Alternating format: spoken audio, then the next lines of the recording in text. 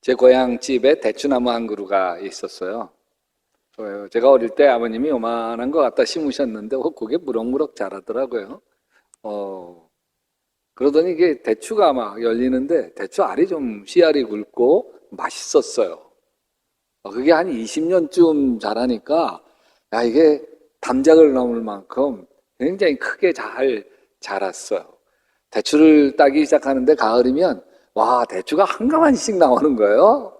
큰 나무 한 그루에. 그래서 뭐 그거 가지고 저희 어머님이 대추를 말리시기도 하고 대추로 잼을 만드시기도 하고 또 대추 차를 끓여서 그걸 늘 냉장고에 두셔서 우리가 물처럼 마시기도 하곤 했어요. 그런데 어느 날부터 대추나무가 이상해졌어요. 꽃이 필 자리에 이상하게 작은 대추잎이 자잘자잘하게 이렇게 나오기 시작을 하더니요. 와, 대추가 단 한 개도 안 열리는 거예요. 한 개도. 나중에 보니까 이게 대추나무 빗자루 병이에요. 그걸 저희 아버님이 참 기다리다 몇 년을 그러다가 어느 날 밑둥을 싹둑 잘라버렸어요. 그래서 아버님 그 대추나무 그거 그늘이라도 좀 쓰게 두시지 그랬어요. 그랬더니 야, 이거 그냥 대추나무에서 한 가마씩 따던 데에서 하나도 안 열리니까 볼 때마다 속상하고 화가 나서 못 보겠더라. 싹둑 잘라내고 나니까 막 마음이 화나다 그러시는 거예요. 누가복음 13장에도 보면 비슷한 이야기가 나와요. 예수님이 비유를 하시는데 어떤 사람이 이 농장에다가 무화과 나무를 심었어요. 근데 1년이 지나도 안 열리고 2년, 3년이 지나도 안 열리니까 여기에 농장지기에게 그거 좀 잘라버려라 그랬더니 농장지기가 말리는 거예요. 주인님, 제가 1년 동안 더 거름 주고 더 잘 돌보고 더 애써 보겠습니다. 그러면 열매를 맺게 될 거예요. 무화과를 수확할 수 있을 겁니다. 그래도 수확하지 못하면 그때 잘라버리십시다. 무화과 나무나 대추나무나 열매를 맺지 못하면 밑둥 잘라버려야 됩니다. 오늘 말씀 2절에도 이렇게 얘기하죠. 물은 내게 붙어 있어 열매를 맺지 아니하는 가지는 아버지께서 그것을 제하여 버리시고 물은 열매를 맺는 가지는 더 열매를 많이 맺게 하려 하여 그것을 깨끗하게 하느니라. 성경에서 보면 열매에 대해서 좀 집착해요. 집요하게. 구약 성경에 보면 요담이 그리심산에 올라가서 한 비유를 이야기해요. 나무들이 모여서 우리들 중에 좀 나무 왕을 좀 세우자. 그래서 이제 올리브 나무, 감람나무한테 가가지고 너 우리들의 왕이 되어주렴. 그랬더니 감람나무가 내가 어찌 하나님과 사람을 영화롭게 하는데 이 풍성한 기름 내는 일을 그만두고 어찌 다른 나무 위에 날뛰겠나? 나 그건 못하겠다. 그래서 이거 어떡해? 그러면서 포도나무에게 갑니다. 내가 와서 우리의 왕이 되어주렴. 포도나무도 내가 어찌 하나님과 사람을 즐겁게 하는 포도주 내는 일을 그만두고 가서 다른 나무 위에 날뛰겠느냐? 나 그거 안 한다. 어떡하지? 그래서 이제 모든 나무들이 가시나무에게 가서 내가 와서 우리의 왕이 되어주렴. 그러니까 가시나무가 너희가 정말로 나를 기름 부어 너희 왕으로 삼으려고 하느냐? 그렇다면 와서 나의 그늘 아래 피하여 숨어라. 그렇지 않으면 이 가시덤불에서 불이 뿜어서 레바논의 백향목을 다 살라버리리라. 가만히 보면 열매가 있으면 욕심이 없어요.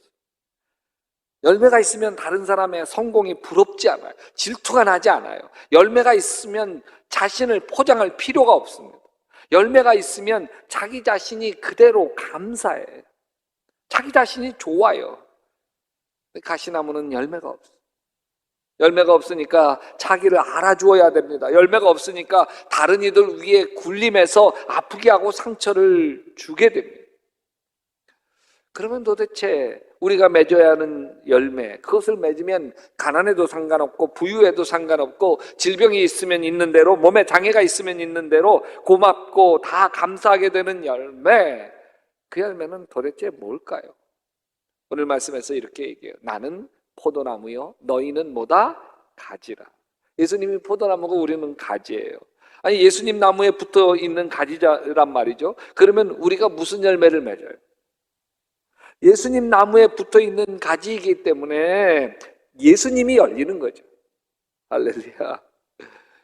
예수님이 내 안에 열리는 거예요.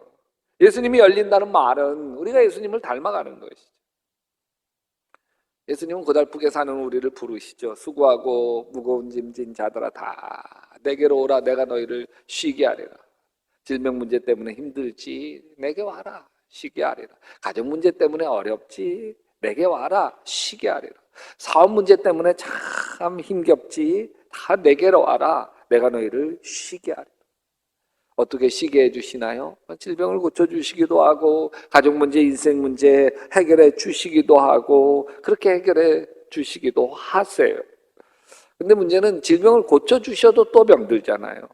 가족 문제, 인생 문제 풀어주셔도 또 문제가 생기잖아요. 그래서 주님은 더 근본적으로 해결해 주고 싶어 하십니다. 그래서 수고하고 무거운 짐진 자들아 다 내게로 오라 하신 뒤에 이렇게 이야기해요. 나는 마음이 온유하고 겸손하니 나의 멍에를 메고 내게 배우라. 그리하면 너희 마음이 쉼을 얻으리라. 왜 인생이 고달픈 줄 아세요? 마음이 거칠고 사나워서 인생이 고달픕니다. 내 성질 내가 어찌하지 못하니까 인생이 늘 고달퍼요. 가시나무 같거든요. 자신도 찌르고 남도 찔러요. 예수님 마음을 배워야 인생이 풀리는 거예요. 사나운 마음이 온유해지고 거칠어진 마음이 겸손해지기 시작할 때 고달픈 인생이 풀려나기 시작해요. 여러분, 자기 성격이 마음에 드세요? 그 성격 고치는 게 잘 되세요? 어떤 원로 목사님이 그러시더라고요. 평생 목회하면서 집 기둥뿌리 뽑아서 바치는 사람이 여러 명 봤다는 거예요. 그런데요, 지 승질머리 뽑아서 바치는 사람 한 명도 못 봤다. 여러분, 예수 믿어도 성품이 변화되지 않아요. 예수님 닮아가지 못해요. 여전히 제 고집, 제 욕심으로 살아요. 툭하면 혈기를 부리죠. 포도나무 예수님에게 붙어 있으면서도 포도 열매가 없어요. 내게 붙어 있으면서도 열매를 맺지 못하는 가지는 아버지께서 다 잘라버리시고 열매를 맺는 가지는 더 많은 열매를 맺게 하시려고 손질하신다. 안타깝게도 예수 믿으면서 열매를 맺지 못하면 교회를 떠나게 돼요. 불평만 하다가 떠납니다. 그럴 수밖에 없잖아요. 자기 성질 자기가 못 버리고 살아가니 뭐든 다 눈에 거슬리죠. 그래서 권사도 눈에 거슬리고 장로도 거슬리고 목사도 거슬리고 다 이 사람 저 사람 눈에 거슬려요. 그래서 교회도 떠나고 직장도 떠나고 가정도 떠나고 자녀도 떠나고 배우자도 떠나고 행복도 떠나고 다 떠나요. 사도 바울은 열매가 어떤 것인지 성령의 9가지로 설명합니다. 오직 성령의 열매는 사랑과 희락과 화평과 오래 참음과 자비와 양성과 충성과 온유와 절제니 이 같은 걸 뭐 할 법이 없느니라? 금지할 법이 없느니라. 참 기가 막힌 거예요. 이 열매를 맺으며 살아가는 사람은 금지할 법이 없어요. 이게 한자로 비슷한 말이 있어요. 인자무적, 어지린 자에서 어진 사람은 적이 없는 거예요. 그런 말이죠. 그래서 그가 누리는 축복을 가로막을 자가 없어요. 근데 그게 쉽지 않아요. 잠깐은 되는 것 같은데 예전으로 또 돌아가요. 그래서 오늘 말씀이 이렇게 얘기해요. 나의 안에 거하라, 나도 너희 안에 거하리라. 가지가 포도나무에 붙어 있지 아니하면 스스로 열매를 맺을 수 없음 같이 너희도 내 안에 있지 아니하면 그러하리라. 우리가 열매를 잘 맺지 못하는 건 노력하지 않기 때문이 아니에요. 자기 자식에게 좋은 아버지, 엄마 되고 싶지 않은 사람 어디 있어요? 근데 그게 쉽지가 않네요. 가지가 스스로 열매를 맺는 게 아니에요. 나무에 붙어 있어야 열매를 맺어요. 그래서 오늘 말씀을 보면 과실을 많이 맺어라 명령하지 않아요. 오직 내 안에 거해라 명령하십니다. 그래서 요한복음 15장 1절에서부터 10절까지 안에 거한다고 하는 말씀을 10번이나 반복하면서 하시는 거예요. 자, 예수님 안에 거하면 예수님 닮아가는 열매를 많이 거두어요. 자, 알겠어요. 그러면 어떻게 하는 게 예수님 안에 거하는 거예요? 교회 안에 거하라. 그거 알겠어요. 약대교회 등록하고 양육받고 속회에 들어가서 마음 나누고 주일 성수하고 금요 차려하고 그렇게 기도하면 예수 안에 거하는, 그게 교회 안에 거하는 게 예수 안에 거하는 거라면 뭐 식은 죽 먹기죠. 그렇게 하면 되잖아요.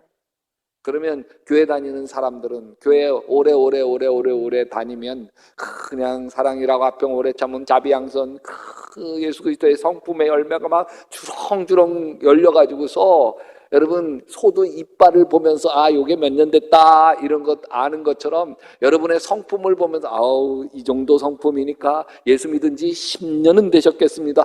이 정도세요? 예수님 닮은 게 20년은 되셨겠습니다. 와, 난 예수님인 줄 알았어요. 50년은 믿으셨겠습니다. 이러면 얼마나 좋아요. 근데 여러분 이런 말이 있잖아요. 예수 믿는 것들이 더하다고. 어떤 분은 사업하면서 진짜 엄청난 손해를 봤어. 이럴 수 있을까? 믿었는데. 응? 그래서 손에 끼친 사람이 누구예요? 교회 다니는 사람이에요. 아, 그래요? 장로예요. 아, 막 그 얘기 듣는데 너무 아프더라. 여러분, 도대체 어떻게 해야 예수 안에 거할 수 있을까? 요한복음 15장 7절에 너희가 내 안에 머물러 있고 내 말이 너희 안에 머물러 있으면 너희가 무엇이든지 구하라. 다 그대로 이루어질 것이다. 여러분, 내 안에 머물러 있는 것이 내 말, 하나님 말씀이 너희 안에 머물러 있으면 된다는 거예요. 요한복음 1장 1절에 태초에 말씀이 계시니라 이 말씀이 하나님과 함께 계셨으니 이 말씀은 곧 하나님이시라. 말씀이 하나님이세요. 말씀이신 하나님이 말씀으로 우리를 위로하시고 우리에게 세임 주시고 우리에게 지혜를 주시는, 하나님 말씀이 내 안에 머물러 있을 때 내 욕심이 떠나고 내 고집, 내 혈기가 떠나가기 시작합니다. 여러분, 매일 성경 큐티에 가는 것도 하나님 말씀이 내 안에 머물러 있게 하려고 하는 거예요. 하나님 말씀이 내 안에서 나를 치유하고 나를 빚어가도록 하는 것이죠. 성경 말씀을 암송하세요. 암송할 때 이 말씀이 내 의식이 되고 잠재의식으로 내면의 깊은 곳으로 들어가서 하나님의 말씀이 내 살이 되고 피가 되고 내 생각이 되고 행동이 되는 것을 경험하시기를 바랍니다. 그리고 또 하나님 말씀을 읽을 때 굉장히 중요한 원칙인데 그거는 말씀을 읽을 때 다 나를 향해서 주시는 하나님의 사랑으로 경험하시면 좋겠어요. 자, 성경 말씀에 형제를 미워하지 말라 그렇게 얘기할 때, 야, 너 예수 믿으면서도 왜 형제를 미워하니? 그러면서 우리를 책망하려고 하는 말씀이 아니에요. 오히려 야, 형제를 미워하면 미워하는 내 마음이 편치 않지 않니? 내 마음이 병들어 가지 않니? 내가 더 아프지 않니? 그러니 미워하지 마라. 모든 말씀은 다 나를 사랑해서 주시는 말씀으로 받으시기를 바랍니다. 그래서 성경을 깊게 읽어갈 때 그 속에 애기 쓰는 이 찬양에 담겨 있어요. 날 사랑하심, 날 사랑하심, 날 사랑하심. 어디에? 성경에 써 있네. 그래서 오늘 말씀 9절에도 아버지께서 나를 사랑한 것 같이 나도 너희를 사랑하였으니 나의 사랑 안에 거하라. 언젠가 엠마오 가는 길 영성훈련에서 한 자매가 이런 간증을 했어요. 자기가 아가씨 때 믿음의 배우자를 달라고 기도했다는 거예요. 그러던 와중에 친구들 모임에 갔는데 몇 살 연하인 어린 후배를 알게 되었는데 그 후배가 자매에게 계속 연락을 하고 만나 달라고 졸랐다. 믿음 없는 남자고 한참 또 연하고 해서 야, 교회 다니면 만나주겠다고 지나가는 말로 했어. 혹 대려고 한 말이었는데 그 말에 교회를 열심히 다니기 시작하는 거야. 열심히. 그래서 1년이 지나서 이 둘은 결혼을 했습니다. 결혼한 후로부터 힘겨운 싸움이 시작됐어. 결혼 후 알게 된 남편의 실체는 너무 실망스러웠어. 신혼집 그래도 전세라면 좋겠는데 보증금은 몇백만 원밖에 안 되고 다 월세예요. 그런데 게임 중독, 음란물 중독, 더 심한 건 의처증, 폭언과 난폭함까지 갖춘 사람이었어요. 결혼 후 전업주부가 되니 자매는 남편의 월급으로 생활해야 되는데 남편이 막 최저 생활비만 주고 남은 돈은 유흥비로 탕진하는 거예요. 하루도 10번 이상 남편에게 전화를 와요. 의처증이 있으니. 그래서 집 앞 슈퍼를 가도 남편에게 나 슈퍼 갔다 올게 그러고 전화하고 다녀와서 나 갔다 왔어 전화해야 되는 거예요. 그래야 뒤집어지지가 않아요. 퇴근해서 집에 온 남편이 맨 먼저 하는 일이 컴퓨터를 켜는 거예요. 그리고 음란 동영상을 보는 거예요. 결혼 전에 교회 잘 다니겠다던 남편은 결혼 후 주일만 되면 짜증과 화를 내기 시작했고 주일을 지킬 수 없는 날이 많아졌어요. 남편은 주일날에도 PC방 가서 하루 종일 있다가 잘 시간이 돼서야 집에 돌아오고 사사건건 남편 트집 잡는 바람에 남편이 트집 잡아서 결혼 후에는 친구들을 자유롭게 만나지도 못했고 친정도 갈 수가 없었어. 날마다 불안과 긴장감 속에 살아야 했습니다. 사는 게 지옥이에요. 하지만 그 속에서도요 남편을 이 자매가 포기하자. 남편이 어떤 트집을 잡고 화를 내도 맞서서 다투질 않아. 주님이 남편을 치유해 주시도록 기도하면서 남편이 원하는 건 아무리 하기 싫은 일이라도 다 들어줘. 남편은 이 자매를 자기 엄마인 양 착각하고 살고 있었어요. 엄마에게 받지 못한 사랑을 아내에게 요구했습니다. 이 자매는 남편의 모든 요구를 받아주고 참아주었습니다. 결혼 후 1년 지옥 같은 삶을 살며 남편의 모든 요구를 받아주며 살았지만 남편에게 아무 변화가 일어나 이렇게 평생을 살아가야 하는 암담함이 짓누르는 거예요. 자신의 힘으로 도저히 견딜 수가 없어요. 하나님께 가지 않으면 죽을 것만 같아요. 그래서 남편 반대로 다니지 못했던 새벽 기도를 다시 다니기 시작해요. 주님, 저는 아무것도 할 수 없어요. 주님께서 남편을 치료해 주시고 고쳐 주시옵소서. 그렇게 새벽마다 부르짖어 기도해. 근데 이상하게 기도하면 기도할수록 남편은 더욱더 폭력적으로 변했고 의심은 더욱더 심해져가지고 이젠 아내 핸드폰 하나하나 다 확인하고 이건 뭐야? 이 문자는 뭐야? 이건 누구에게 온 거야? 더 이상 인내할 수가 없어. 어느 날 새벽 기도를 마치고 집에 돌아오는 차 안에서 통곡하며 울부짖었어. 주님, 제가 이렇게 살기를 원하시는 겁니까? 차라리 저를 데려가 주시옵소서. 눈앞을 가려 운전을 할 수가 없었어. 그래, 그냥 이대로 운전대를 놓아버리자. 그래, 이렇게 사는 것보단 차라리 죽어버리자. 지옥 가도 이것보다 고통스럽겠냐. 그 엑셀을 확 밟으면서 운전대를 탁 놀려는 순간 귓가에 따라! 안 돼! 깜짝 놀라 운전대를 다시 꽉 잡아. 그리고 길가에 차를 세웠는데 한없이 눈물만 나. 한참을 울고 났는데 딸아, 이제 됐다.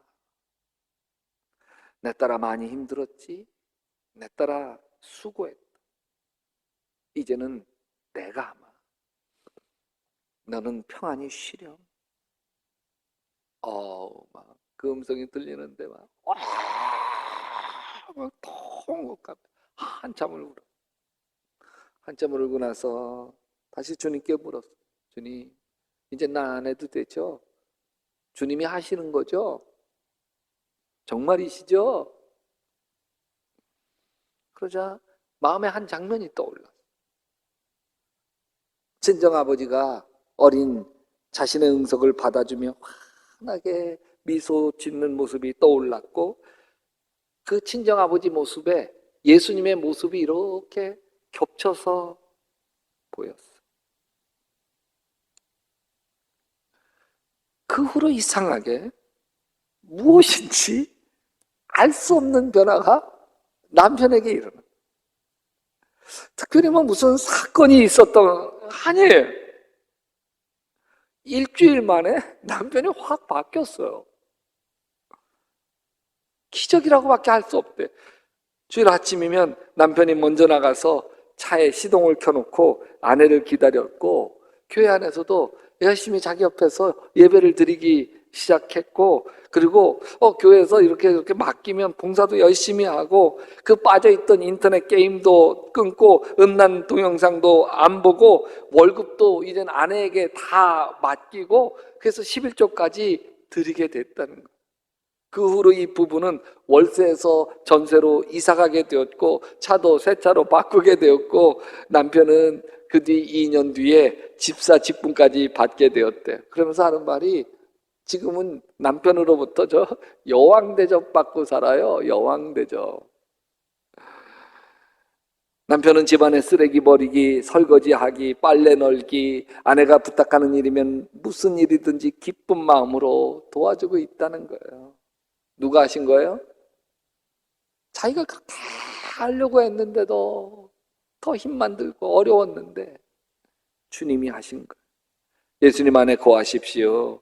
예수님이 하십니다. 아멘. 예수님 붙드십시오. 예수님이 일하십니다. 아멘. 돌이켜보면 저는 열매 맺는 삶, 예수님 닮아가는 삶을 살기 위해서 대단히 노력을 하면서 살아오지는 못했습니다. 늘 실수가 많고 부족함이 많았는데, 한 가지, 예수님 닮고 싶다, 이 마음은 한 번도 포기한 적이 없어요. 그래서 기도할 때마다 주님, 예수님의 온유가 내 온유 되게 하소서, 예수님의 겸손이 내 겸손 되게 하소서, 예수님의 성실이 내 성실 되게 하소서, 예수님의 사랑이 내 사랑 되게 하소서, 그래서 예수님의 능력이 나의 능력 되게 하여 주시옵소서. 근데 이게 조금씩 제가 예수님 닮아 실수도 하고 넘어지기도 하고, 어떤 때는 아내에게 함부로 하기도 하고 그런 적이 없었던 거 아니에요. 그런 거 많았어요. 근데 조금씩 내가 예수님 닮는 걸 포기하지 않고 그거 꼭 붙들고 사니까 주님이 그 소원을 기쁘게 받으셔서 저를 빚어가기 시작을 했습니다. 그러면서 느끼는 건 이런 거예요. 인생의 행복이라고 하는 거는 예수님 닮은 만큼 행복하구나.